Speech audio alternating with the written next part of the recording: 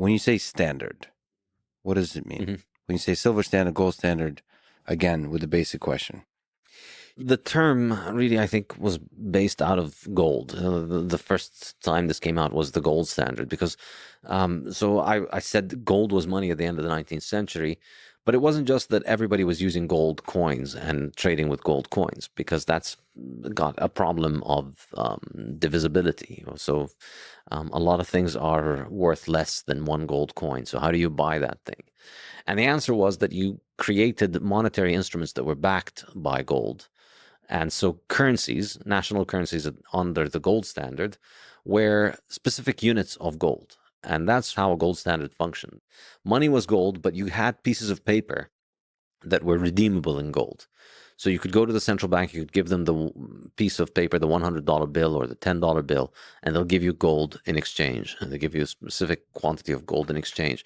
Effectively, the paper was just a receipt for gold. So the paper exactly represented the amount of gold. Exactly. That was the plan, or that was what it's supposed to do. But arguably, we never had a pure gold standard because the nature of gold means that the people who are in charge of the gold, they have an enormous amount of power because the gold is concentrated with them. And as long as not everybody shows up at the same time asking for their gold, then you can make more receipts than you have gold. And Sure. This is so there's always shady stuff going on, but at least that's the stated goal, is the receipts should exactly represent the amount of gold there. And also when you say standard, it means that governments sort of publicly stated that this is the main way of making transactions that are monetary.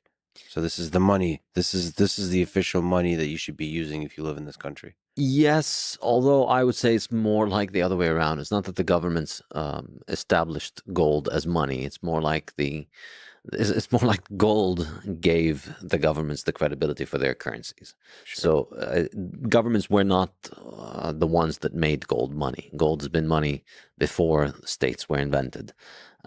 States, if you have a government and you'd like to have some legitimacy and you'd like to be able to deal with other governments on an equal footing, you had to go by the gold standard. You had to have a currency that was redeemable in gold so that you could trade with the rest of the world, so that people could, in your country, use that currency.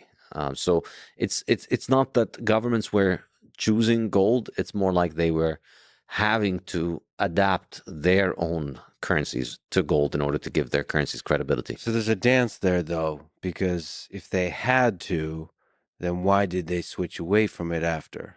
So there is a dance where the governments, the people pressure. So first of all, the basic characteristics of the hard money pressures the governments and the people in terms of what should be used. Then the people, based on their community, the network effects, the way the narratives they tell each other, all that kind of stuff, they pressure the governments to take on a particular money. And then the governments, they like power, they like control, all those kinds of things. They pressure the people and tell different kinds of narratives. So there's a dance going on in this evolution of what technology to use for a monetary system. So the reason I don't know if governments had to, because they clearly didn't have to, because they eventually moved away from it. But there was pressure probably. Yeah, but I mean, even after they moved away from it, central banks until today, they still hold a lot of gold reserves. In fact, if you look at 1914, when the world really went off the gold standard, the amount of gold reserves held by central banks was a tiny fraction of what it was. As time went on, central banks accumulated more and more gold.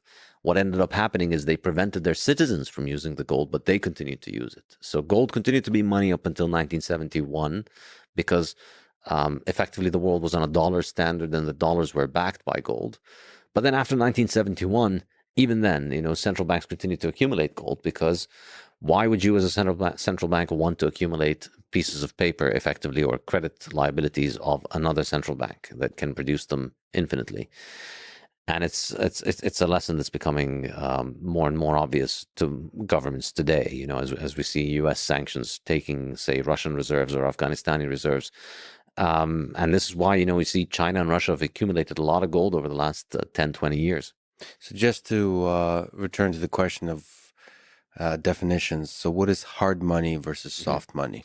Yes. So hard, I mean, it's a relative thing, but the hardness refers to the difficulty of producing more units of the money supply. So an easy money would be a money that is relatively easy to make. So you can increase the supply by 10, 20, 30, 40, 50% or something like that. So pretty much all commodities, all market commodities other than gold and silver, they're easy money and they're not suitable as a monetary medium because they're being consumed. So if you look at, in the Bitcoin standard, I mentioned this metric called the stock to flow ratio, which is the ratio of the annual production, the flow, to the stockpile, the existing stockpiles.